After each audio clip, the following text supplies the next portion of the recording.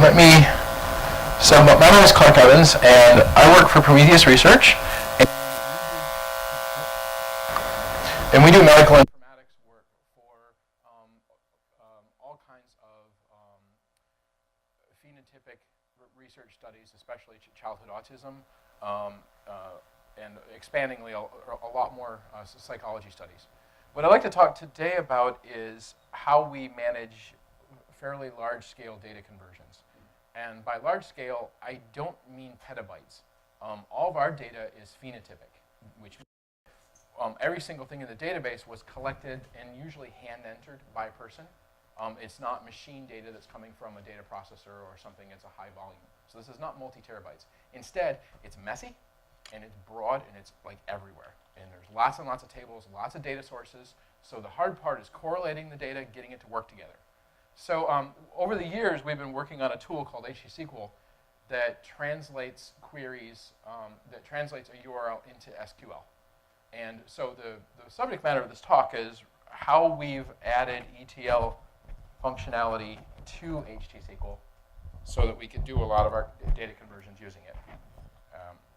Okay, so let me start. So the most important thing for us is a verifiable transformation.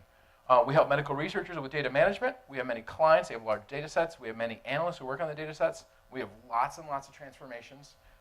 We need transformations to be correct and auditable. And the fun part, we don't have a lot of money to do it. So the hard thing is that we need to make data analysts who are really close to the data good with the data so that they understand what they're doing and able to work at it directly. As soon as they have to engage a software developer or someone who's a very proficient, expensive resource, we're not able to get that lab working and get them up to speed. So as a result, we built a tool called HTSQL to help with this. But what I'd like to do is talk first about a simple request. And so why am I here if I wrote another query language that's not SQL? Well, I love Postgres. I've been using Postgres for 15 years. It is really incredible. All of our data's in there. The only time we've come close to losing anything was when it was clearly our fault or hardware fault. And it's fast and it continues to grow, and I love the community. So although I love Postgres, I don't love SQL. And I want to start off by showing you some of the problems with data manipulation in SQL. So let's take a simple request. We have a family in our research study. And what we want to do is update all those individual records to have a truncated year-month combination because we have children in our database and we don't want the day. As soon as someone has access to the day, it now falls underneath protected health information rules, and we now have to really, really reduce who can see it. Where knowing the month and the day is sufficient for almost all research purposes for young children. Of course, if you're dealing with older adults, you wouldn't need this. You would just go with the year. So the issue is we have a variable called birth year month on the individual table, and I need a way to preserve the year and the month, but not the day. And this is pulling from a birth date table that is tied down, that there's restricted access to. So the stupid approach, whenever I'm designing things, I love to say, hey, what would a data analyst who doesn't know SQL, doesn't know anything about data do? Well, they would log into the system, find the family, they would click, click, click until they found the records, they would find the birth date, and they would jot them down on sticky notes, and then they would probably write those up in a spreadsheet, do whatever transformation they wanted in Excel, and get the output, and then they would go back into the application after they had someone check over their work and manually re-enter it. I mean, it sounds silly, but when you're dealing with unfamiliar systems, this is often the fastest approach because a lot of it is communication overhead, getting someone's permission to connect to a database, being able to run queries. A lot of times this is sufficient.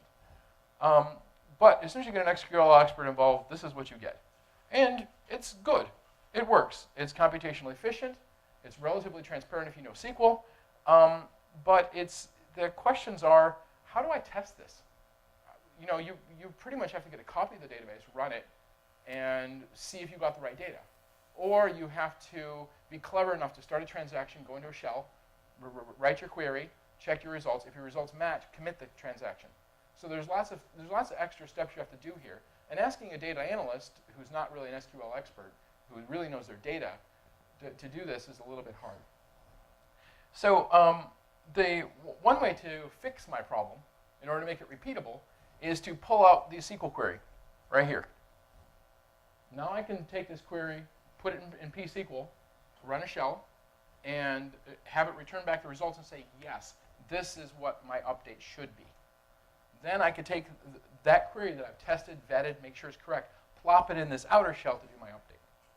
And so this, of course, is not valid SQL because it's using a made-up feature with changes updated individual.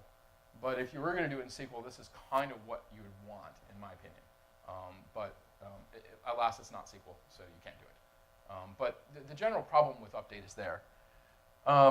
In our little wonderful query language, this is what it looks like. So the first thing is that you start off with a family table, you navigate down to your $sign family, which is family 101. This is the family you want to move the codes over for. Then the dot operator is a navigator, so you navigate to the individual. Then I'm going to define my calculation. I'm going to say, hey, what am I after? I'm after the birth year month. And HTSQL doesn't, because HTSQL works on a whole bunch of databases, it doesn't have very good date manipulation code, which is unfortunate. We're going to have a bunch of Postgres-specific ones later, but we don't right now. So the best we can do is convert it to a string and then grab the first 7 characters, which is the birth year month.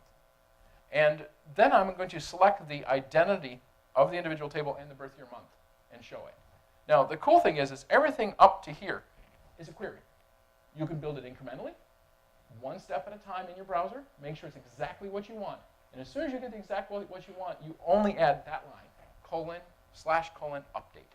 And that makes it happen. So this is, there's no opportunities for error, to transcription, or anything else in the process. And this took a lot of work to figure out.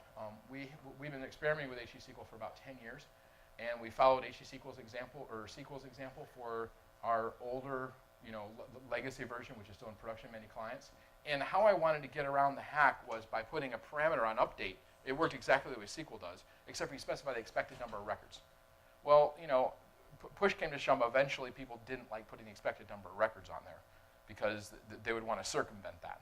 So we ended up putting a wildcard in there, and then everybody put the wildcard in there, and then the whole idea of verifying that the number of records you affected was the amount you wanted never happened. So at least this way, an analyst who's dealing with a query can build incrementally, get their errors as they're going, and finally, when they have the results that they want, execute it.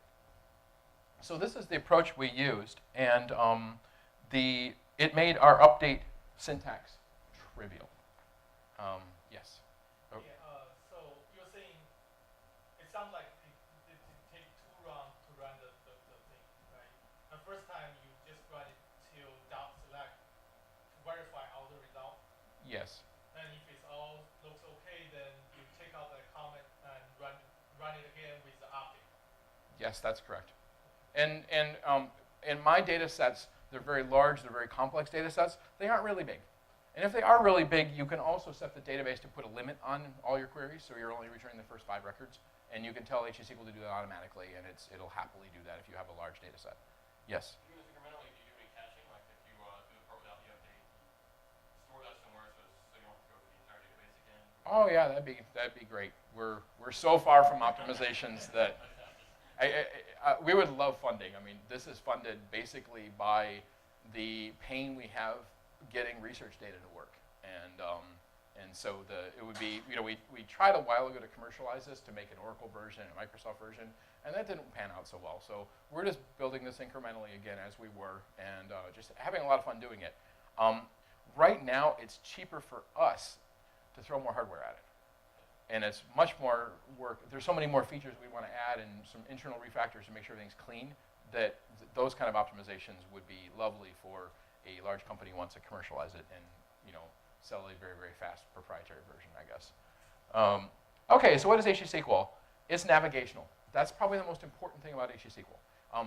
Most of the movement away from NoSQL is because SQL dealing with sets that are unioned and joined and then, joined and then filtered is really conceptually difficult. Most of your other things out there, ORAMs, a lot of your JSON stores and all those link are more navigational in nature. I think this is the way databases were in Codicil, and they're going to come back to that. Eventually, it'd be nice to have an alternate query interface directly in SQL that's navigational rather than based on set theory. The other really important part is it's composable. As you're building your query, you're refining your data and you're seeing it. This is really important for getting someone who's exploring their data and going along. If you have to write the whole query in order to see your results, it's really demotivating, especially if you have a novice who isn't there yet. It also makes building query builders a lot easier, visual query builders, if they're composable. Okay, modular. One of the places where SQL is not so great right now is that you often find yourself copying and pasting fragments of code. This can be handled easily with a define. I know you now have common table expressions, and those help a lot, and views help a lot. But still, being modular is really important for a query language. Portable, because we're focused on SQL, and because we have to connect to Oracle databases and MySQL databases and all that, we needed that. Embeddable, it's written in Python, and you can do some really cool things in Python when you outstrip the needs of HTSQL. Extendable, we have lots of plugins. If it doesn't do what you need, you can write your own. And finally, it's comprehensive. It's a non-leaky abstraction. There's lots of tools out there that say, oh, well, as soon as you do that, you end up dropping down to SQL. Our goal over the last 10 years has been to not have analysts drop down to SQL. And none of our analysts do that. In fact, most of them don't know SQL. And we've accomplished that fairly well. There is an occasional, very, very rare case where you'd have to write a stored procedure review and put it in SQL, but it's very rare and exceptional. Finally, it's experimental. We're in active development. It's fun, but we've been in active development for a while. So the code in the repository should be usable, but you have to tolerate the bumps that come with it. Okay, HTSQL Background started 10 years ago. I wrote it for me. Then about 7 years ago, one of my users started to try to break into my system. I locked him out, and he goes, "What are you doing?" And then I realized, oh, he was using it, which was great. We started a complete refactor 3.5 years ago. The language is stable. And last year, we added this ETL feature. And it's really very neat because I didn't realize how simple insert update could be. You just colon insert, and you're done. That's very cool. And we're currently now, we learned a lot of lessons in the ETL, and we're refactoring it. It's going to probably be another year whenever we beg, borrow, steal time from our clients, and that's fun. And finally, this is central to our open source RexDB system that we're giving to our clients and encouraging them to improve as well. Why do we use HTSQL, or how do we use it? In JavaScript, Python server processes, data quality reports, sharing data sets, communicating requirements, ad hoc querying. And finally, for data conversions. And I'm doing a lot of these lately as we get clients off of proprietary software onto an open source RexDB. So a case study. This is what I wanted to focus a little bit. In this case, about a year ago, Autism Speaks came with us and said, hey, could we use a system that you're developing? And we said, why, sure. So we had 3 main internal databases they had, and we had to port each one of them. And so how we did this, we had lots of tables, not a huge data set. We had quality issues. We had an imperfect alignment, and we received all these data sets as CSVs. And at that time, we didn't know any better, and we loaded into SQLite. That was a mistake. I should have loaded them directly into Postgres. And then this way we could do cross-reference queries with foreign data wrappers. By the way, that's really cool, because then you could just have your CSV files directly accessible. But anyway, and then merge the results back into a Postgres database. So, but mostly your queries look like this. You're pulling from a source table, which happens to be the name of the CSV file. You're defining a bunch of variables that are going to be reused throughout the query. And if you define the same set of variables again and again and again, they go in a copybook at a higher level that you can include in all your queries. You add your where clause, your select clause, and then finally your destination table is where it's going. And then we have this tunnel command called source CSVs. This query itself is running in the target database, but it's creating a tunnel back to the source database, which happens to be our CSVs, running this query, and when the query comes back, we're merging it. Kind of simple. Roughly, it's the queries we generate are around 30,000 lines of queries. Most of them are mundane, but most of them are solving very specific business problems, recoding, fixing data quality issues, among other things. And it has to be repeatable because we had to keep both systems online for several months before we could convert over. We had a few denormalizations. We had lots of date wrangling, and this was one of our problems. SQLite lacks really good date support, so we had to write some custom stuff for that, which was no fun. Lots of business twists. here's an example, macro, so that we can do some reuse. This is simply taking a race column or a race input and comparing it and producing a decode. So if race is white or race is American, return nothing or return a null, because that's the default. If race is black or African or black, this was very specific to their logic. This isn't our logic. This is how they encoded it, because white was mandatory, and there was no, that was it. You had the choice of these. So anybody who wasn't ethno-stereotyped was, of course, white, even if they weren't. Anyway, all right. Most queries were relatively simple, and I want to show more of these. They look kind of simple, or they look very similar. You're defining something, you're setting a few variables, and then down here you're selecting the variables, and then you're basically merging the data in. Now, merge is a little bit different from insert update. It first tries to update the data, and if it doesn't exist, then it inserts it. Or at least I believe this is how it currently works. So is this overall making sense so far as to why we did why we're doing it, and how it all goes? Okay, so let me get into a typical navigation. This is where being a navigational query language is really useful. One thing you'd often see is someone who's filtering, but they're not filtering on that table. They're filtering on a related to-do raw table that exists, that's related to the individual table, and then they're seeing that there is not a participation record with the right protocol, where the protocol is agree unknown. So this is, once again, it's very custom business logic. You're not going to make this generic.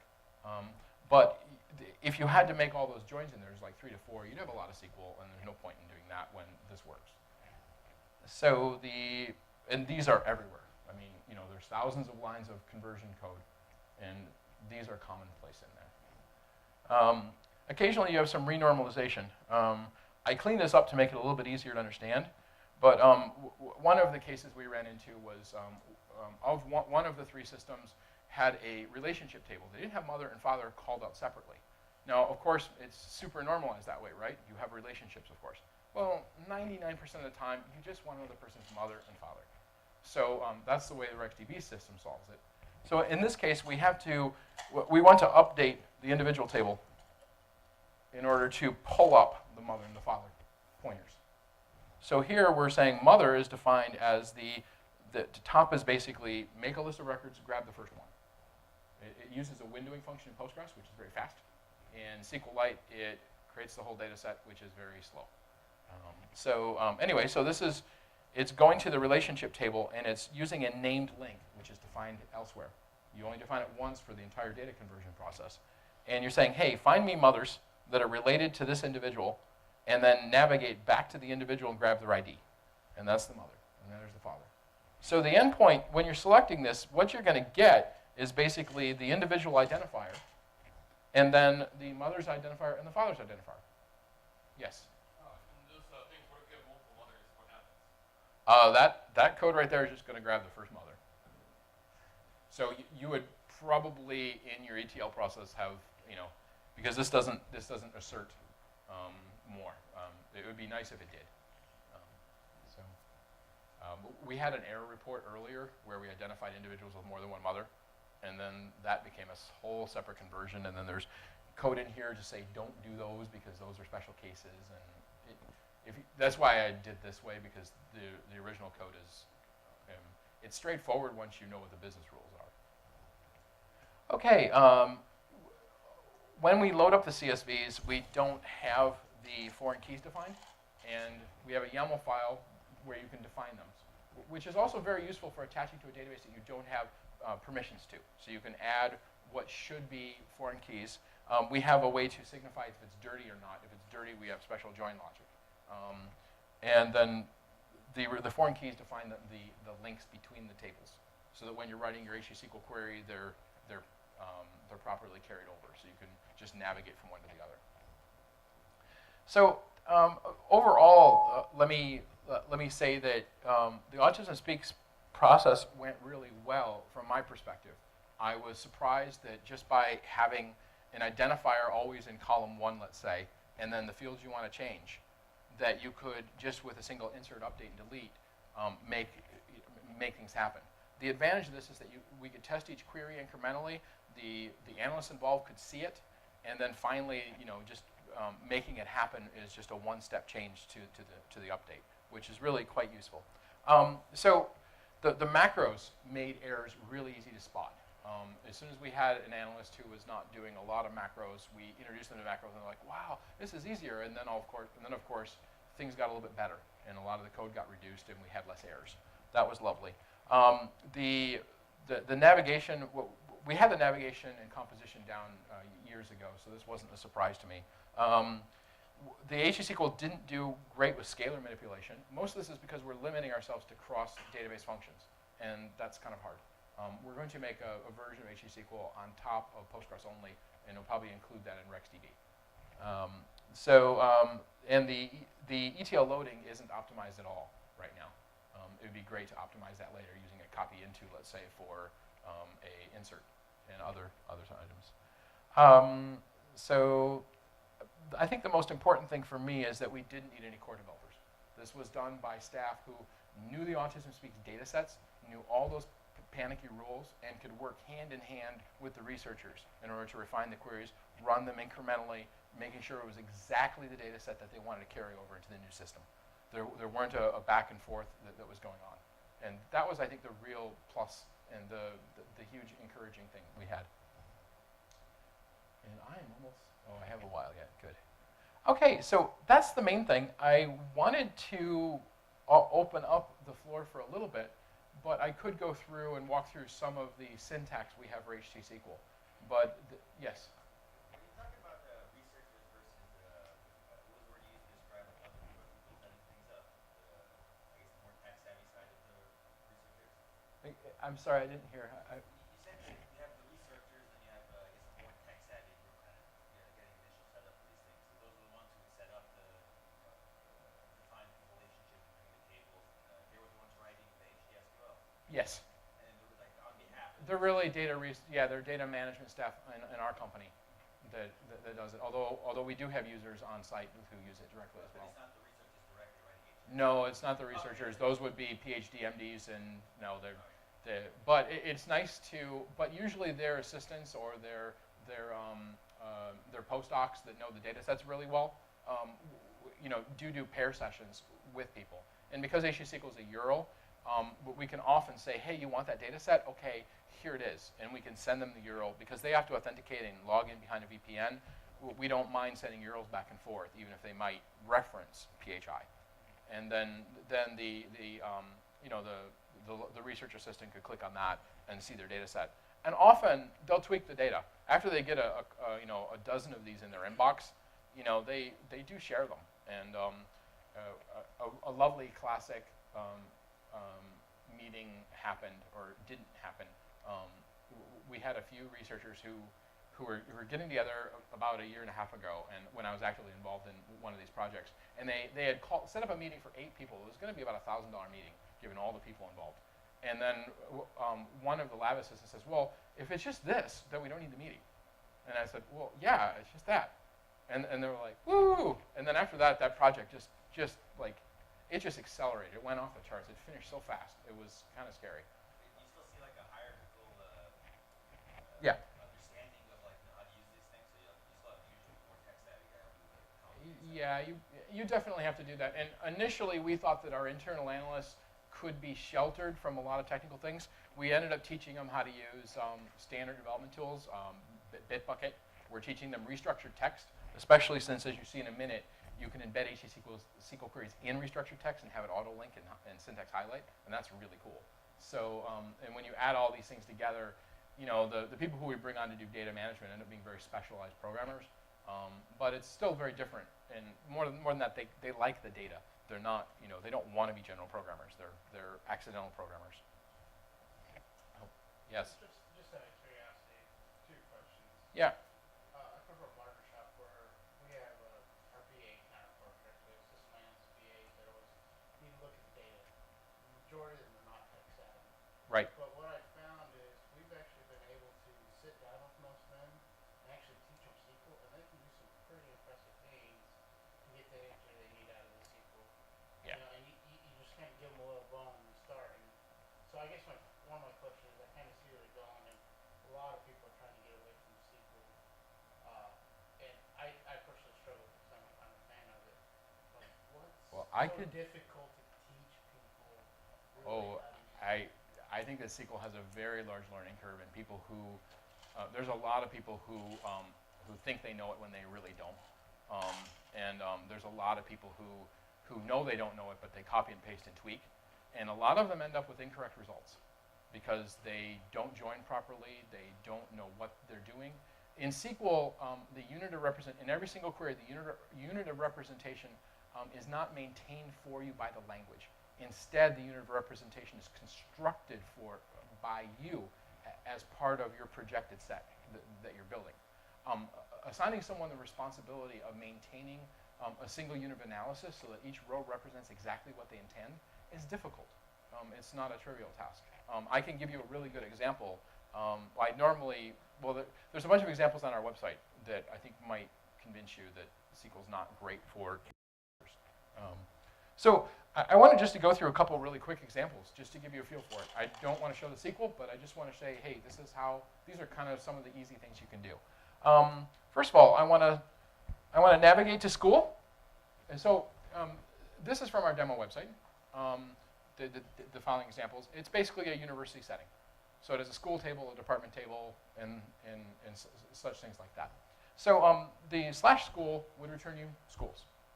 /school.department would return for you departments, but only departments that are connected to a school. Otherwise, you could do /department and go directly to department. In this case, we're going to school. We're filtering the school to show only the schools on old campus. And then we're going to department. And there's the results. This is fairly straightforward. These are just trivial. I mean, they end up being embedded in these ETL queries right and left, stuff like this. Our analysts don't think about it. And this is, I think the corresponding SQL for that would be a good 6-7 lines of code at bare minimum. So it's hard. Smart aggregates. This is one that your average SQL programmer who doesn't know what they're doing will mess up. This is going to the school table and counting correlated programs and departments. And the reason why this is complicated is because you simply can't join to program and then join to department. And it's very tempting to do so because if you show one programmer, or if you show a novice how to return the count of programs by school and then the count of departments by school, they're logically going to just append the extra columns and, of course, get the count of schools cross departments. And if they're lucky in these kind of errors, they notice it. And if they're not lucky, they make bad decisions. And they make bad research data. And that's the reason why we're so focused on this. Because when you're dealing with thousands of lines of queries, you can't have errors like this seep in. They're too hard to find. Okay, nested aggregates. We do these beautifully. You want to get to school, you want to return the code, you want to return the maximum department count of courses where there's more than 3 credits. So working from the inside out, you're counting the courses that have credits greater than 3 for each department, and you're taking the maximum. So navigationally and compositionally it works. You can test each one as you go. I don't want to write the SQL for that one. It would make my head hurt. Okay, records and lists. This is something new we added. When we're building our applications, we have web interfaces on the front, and oftentimes we run the results in JSON. And oftentimes we're grabbing data from different things, and we don't want it in a single table. So we implemented in the new version of HTSQL a way to create records and sublists. And a sublist is done by executing 2 queries and then doing a merge sort on them and giving you the full JSON back. It'd be great if SQL came with some way to have 2 queries and have them correlated, but it kind of messes with the whole idea of returning a table. So, but this is a real common business problem for constructing screens, and doing it right out of the box makes a lot of sense. It's trivial here, and you can.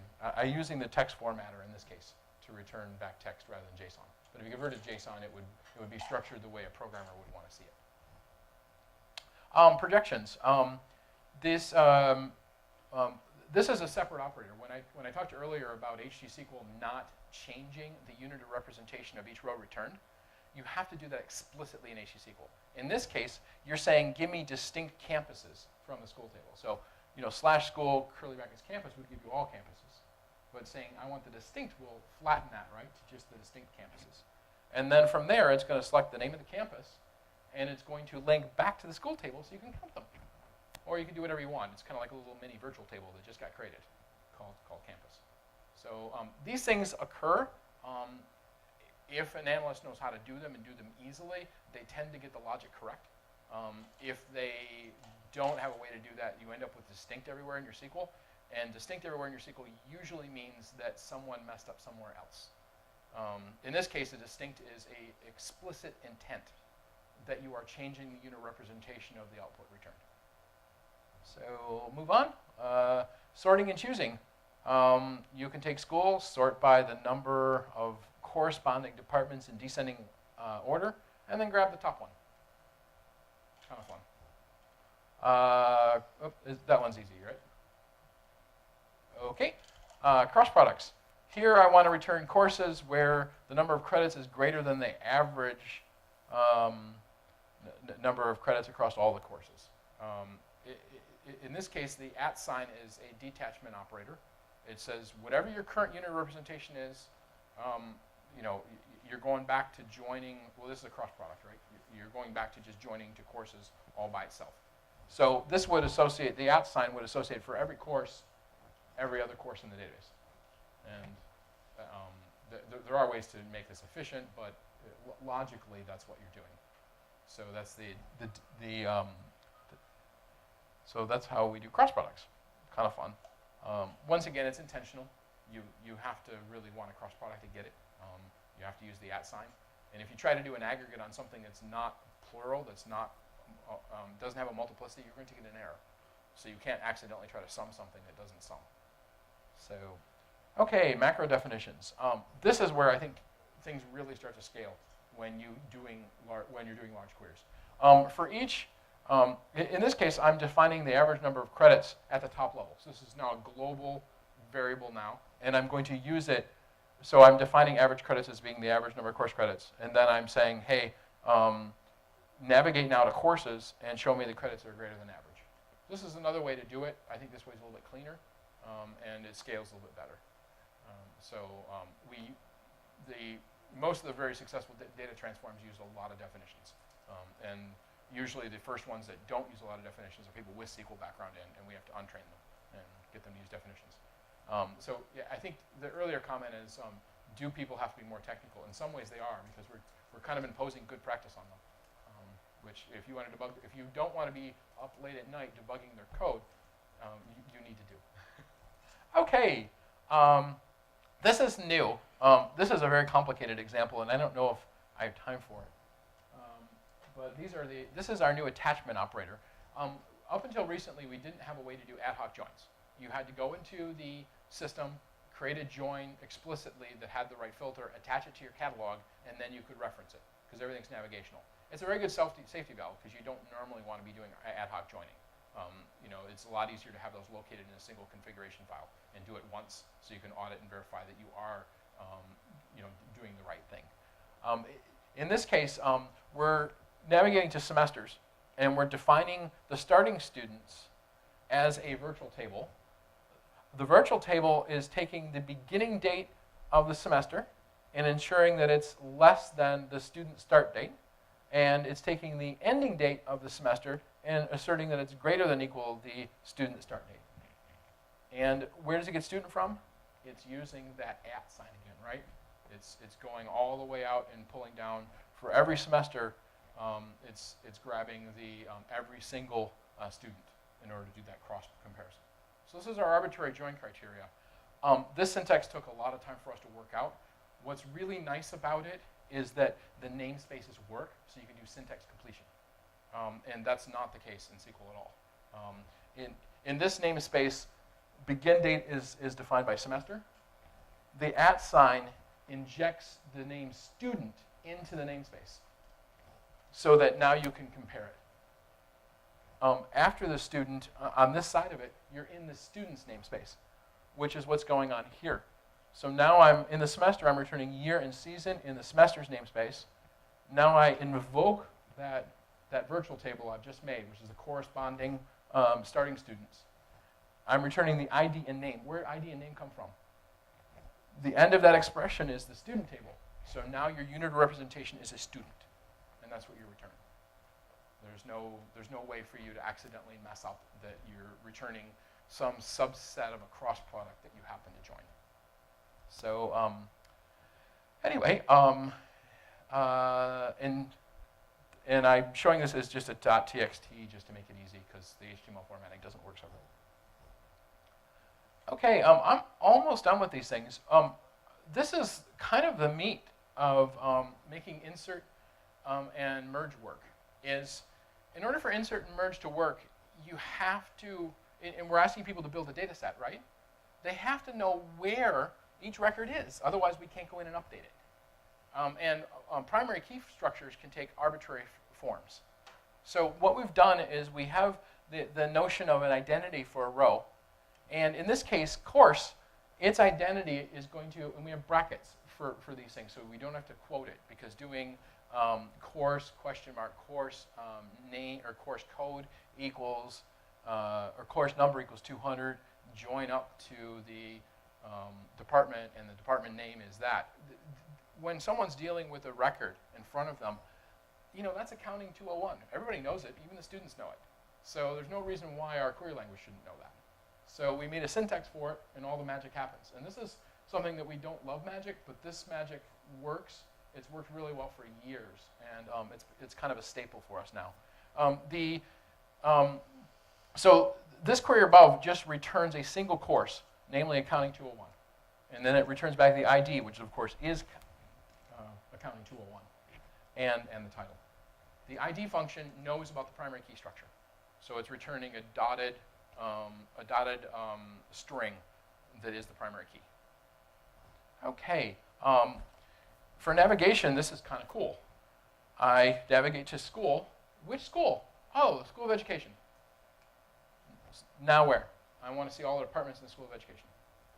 So our data analyst can just roam anywhere through the data set with this, because by using the locator syntax with an identity in it, they're picking out a single row, pivoting around, and then they go wherever they want.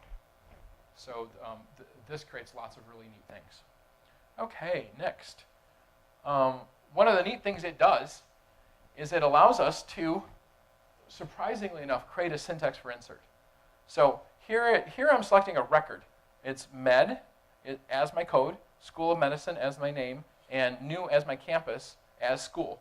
So here I have a query that's basically returning me back a single record that's naming the name of the title and the name of the columns.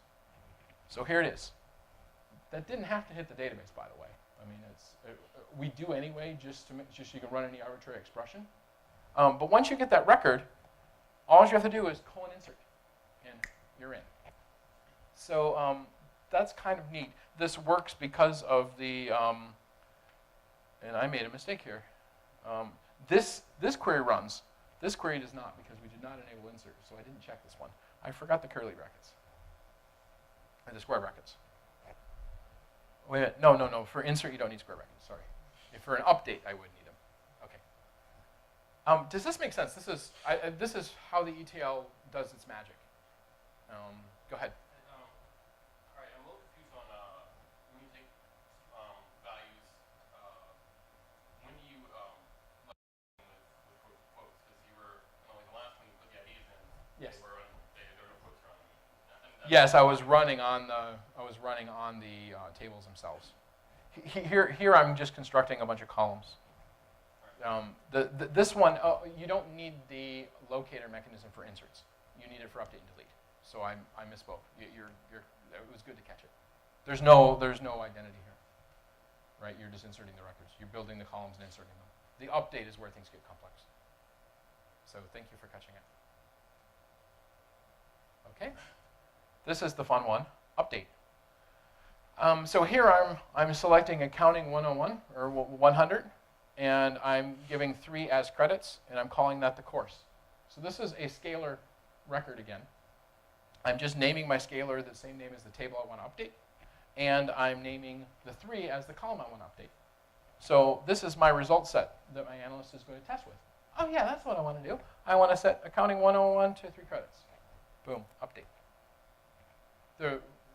This is not so interesting because it's, you know, you might as well just do a regular insert into values, right? But it scales. And with that, we've come full circle back to the original example I proposed. You know, how do I go about setting the birth year month for my individuals? So I'm going to family. I'm navigating down to exactly the family I want. I'm picking it. The $ sign is a variable that'll be bound later. Then I'm navigating to all the individuals, and then I'm defining a variable which is called birth year month. And it's going to go ahead and navigate again down to the private detail of that individual, grab the birth date, convert it to a string, you know, strip the 7 characters off, and now I have my birth year month, which is what I want. And then I'm going to select it. I'm going to return back the ID of the individual, because that's the current unit of representation, and that variable that I just defined. So this is going to give me my really cool query that I can see. And if it works, update. This way I can see all the individuals are going to be updated with their birth year month. And the /update is really just like almost a letdown. It's like, it's kind of boring. And you want your updates to be very boring. So I think this is my last slide. So where to? We're building HTSQL as we continue to work on medical informatics. This is funded by client projects. So we get to it when we get to it. Of course, if anyone wants to donate a lot of money, hey, we're all over that. We're guided by real-world user needs. We don't go about adding features unless our analyst community wants them, and unless it's causing them enough pain for us to supersede other things in our work queue. So HTSQL, but that said, HTSQL has been around for a long time, and this syntax we love. So we're not going to be changing the syntax, even if the implementation might be updated significantly. The SQLs is going to be the building block, or is the building block for our open source RexDB. And we're focused on RexDB currently. We're also working on a refactor of HTSQL, but this is on the back burner until we get our open source RexDB out there. The open source RexDB, by the way, is going to have some really cool features that allow you to make tables, a la Ansible or Puppet, kind of like waking tables. So we'll give a talk on that later. It's kind of fun. So if we're lucky and the stars align, 1.4 might be finalized next year. But if you want to start using this, you're more than welcome. We do keep the repository. We are using it in production ourselves. We just haven't tagged it because it's not finished documenting and that kind of stuff. And oh, by the way, we're hiring. We could really use some competent programmers who want to join us. And of course, data analysts, project managers are also welcome. We have lots of medical research institutions that really need better management for their data, and we want to help them. So thank you guys all so much.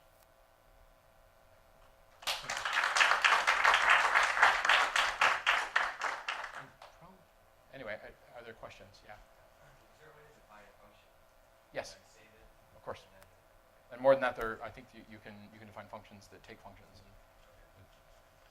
it all has to be unwound in order to generate the SQL, though. And then this gets all handed off to Postgres. And the SQL isn't quite that bad. Some of it can be horrible, but most of it's not that bad. And Postgres just eats it up, which astounds me. Yes? Generally, is this translate to multiple statements, or is it always one statement and Almost always. Well, the insert, update, and delete is a transaction with, right now, we're brain dead inserts and updates. But for individual selects, are you guys caching stuff yourself, or is everything delegated to another like? that's delegated to Postgres right now.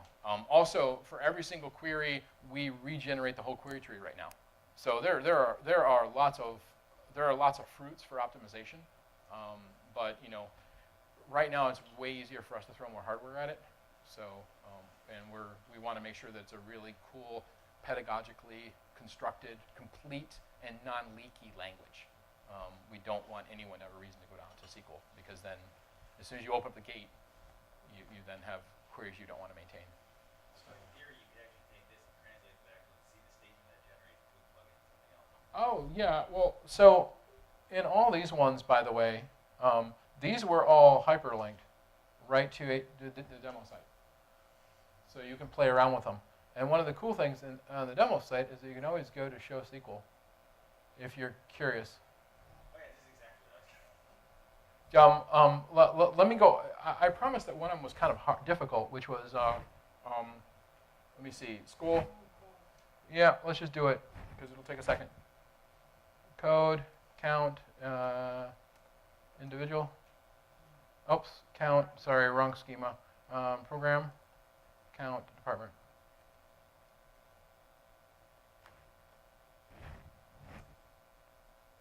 So there's the results, and here is the SQL. It's kind of hairy. If you forget the coalesce or you don't do 2 outer joins right, you're going to get the wrong results, and you may not know it. So, and that's a really trivial query. Multiply that by the how many thousands of lines of queries we had for this transform. I can go to our clients and say, hey, we're pretty sure this is right. Yes. So in your family individual query, the update one, your next last slide. Yeah. If you throw in extra fields coming out of that select that aren't actually, like you create an old value column in there, and then you run, because you want the analyst to see, and then you update, will it accept that and just ignore the fields that aren't present in example? I forgot what we did there, and I failed to document it. Kirill implemented it. He would know. I think that we... I think if you name the table, if you set the title, it will require you to have, it will complain if it doesn't have this column in the database. But on the other hand, if it doesn't have a title, it will just ignore it. This was our compromise. Yes, because you're why? right. We.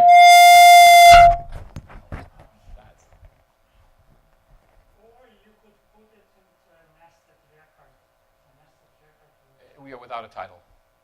Things that are titleless aren't part of the update. So, because where would they go? I don't love it. It might be nice to have like an ignore flag, but it seems to work for now. Well, thank you very much for all the company. I'm delighted to field questions. Kirill is almost never with me when I talk about this, and he's the fellow who implemented all this. And this wouldn't exist, and YAML wouldn't exist without him. So I wanna call him out and thank him very much for helping with all this. Of course, some people may wish that YAML didn't exist, but that's a secondary problem. Okay, thank you.